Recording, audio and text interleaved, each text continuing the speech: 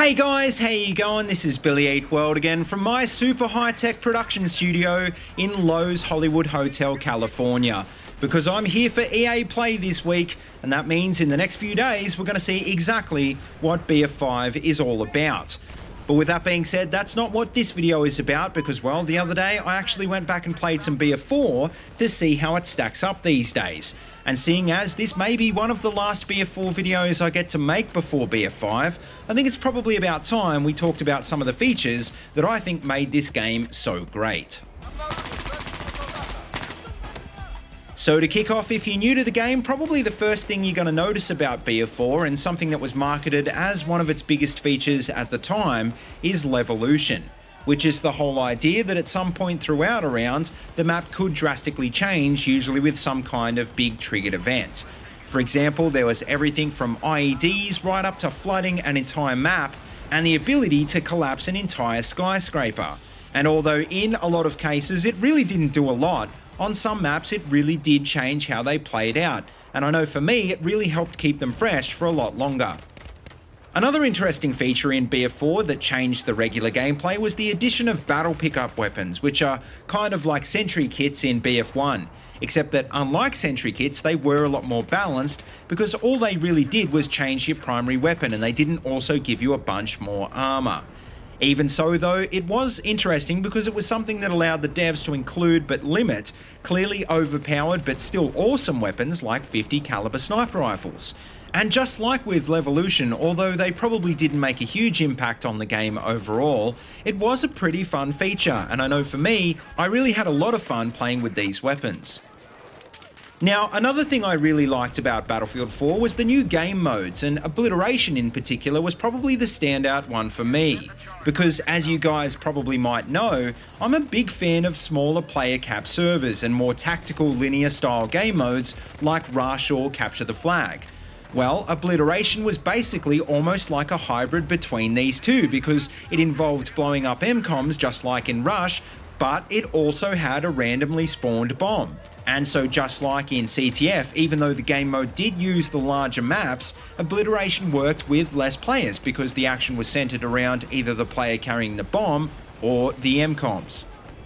Now, speaking of linear game modes, well, another mode I really enjoyed in BF4 was Chain Link, which is kind of like a variant of Conquest. And basically the main difference is that you actually have to capture connected objectives to bleed tickets, and those links can be broken by the enemy team.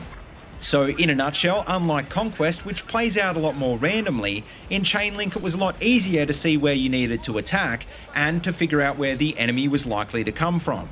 And most importantly, I think, it rewarded squads who could be stealthy and flank around, which, apart from in Rush, really isn't that important in most other game modes. Now, another obvious feature of Battlefield 4 that I'm sure a lot of veterans miss these days in Battlefield 1 was the huge weapon list. And I don't mean any of this variant business, I'm talking over 100 individually different guns all up, most of which were in the base game at launch. What that meant is that sure, it could feel overwhelming at times for new or casual players, but it meant veteran players always had something new to go back and do. And remember, this was in the pre-live service era. Through sheer content alone, BF4 had you coming back every day for something new on its own.